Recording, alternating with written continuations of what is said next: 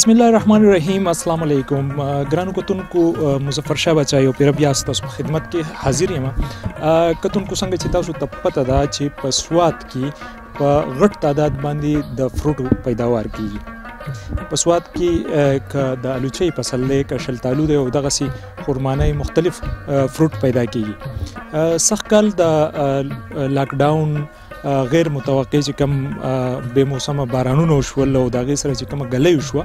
نو داغه نه د دې زمیدار چې کم دی هغه ډیر متاثر شوی دی یو خو فصل په هغه طریقه باندې نه دی شوی هغه فصل نه دی شوی کم چې په نورو کلونو باندې کېدو او بیا داغه سره چې کم دی نو د کرونا وایرس او د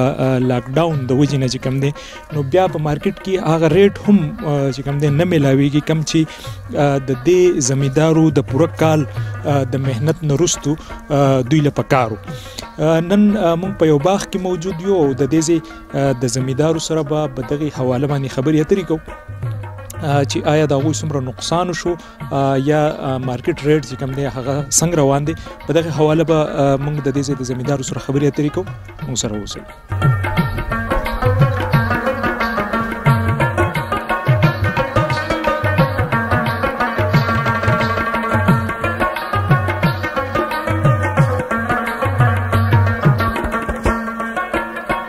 جی کتونکو دا ټیم زموږ سره شهاب خان ولاړ دی شهاب خان هم چونکې په خپل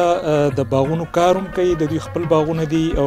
دوی دغه کال په کال سنبالي نو د شهاب خان سره خبرې اترې کوو چې سکل د باغونو څه پوزیشن دی بیا د ریټ څه پوزیشن دی شهاب خان دا راته وایي چې سکل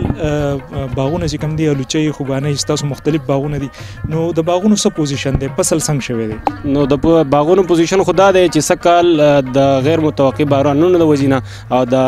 کم چې غلې شي و دا غي د وجنه باغونه ډیر زیات تش راغلي دي او په نورو باغونو با نور کله لکه 3000 کاټه نه کولې هغه سکاله 300 کاټه هم ونه کړي او د لاک ډاون او د وایرس د وجنه د مارکیټ هم خراب دي نو خلک ډیر زیات پریشان دي په مارکیټ کې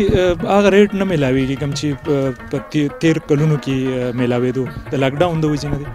نو وس پوری خو ریټ بالکل ډاون لکه خلک ډیر خفو البته وس د الوچي ریټ دومره شوی دی چې باغوانان یا زمیدار سنسا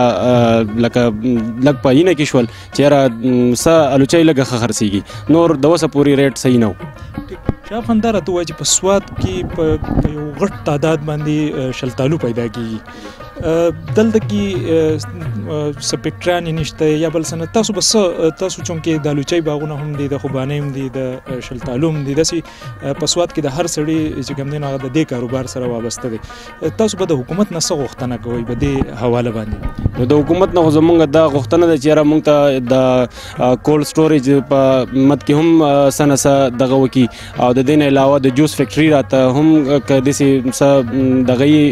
اغه راته هم سه پلانټونه ولګي نو دا به زموږ حکومت به زموږ سره ډېر غټه خېګړی چې زموږ د مال ضایع نه زی او هغه ته هم د زمیدارو ته باغوانانو ته سنه فائدہ راځي ډېر مننه شهاب خان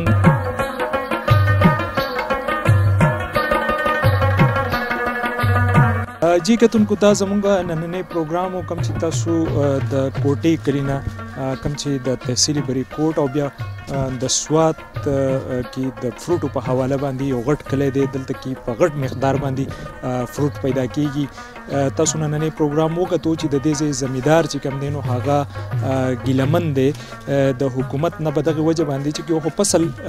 چې کم د آفاتو د وجې نه د باران د وجې نه د غلې د وجې نه کم پیدا شوی دی خو بیا په مارکیټ کې دوی ته هغه ریټ هم نه ملاويږي کم چې د دوی حق جوړیږي د دې زمیدارو د حکومت نه دغه یو غوښتنه وکړه چې د دې الوچي خوبانه یا شلتالو چې کم دی هغه لري کولډ سټوریج جوړ کړی شي او دغه سره چې کم دینو دلته کې د جوسو پټرانی ولګول شي کم مالونه چې د دوی نه ضایع کیږي حقیقت پنجاب ته پليګلو کې نو کاغې دلته کې د جوسو پټرای ولګول شي نو د دوی دغه مالونه به ضایع کیږي نه تر یو بل پروګرام پوری خپل قربا مظفر شاه بچا اجازه ورکړي دلوي الله پامان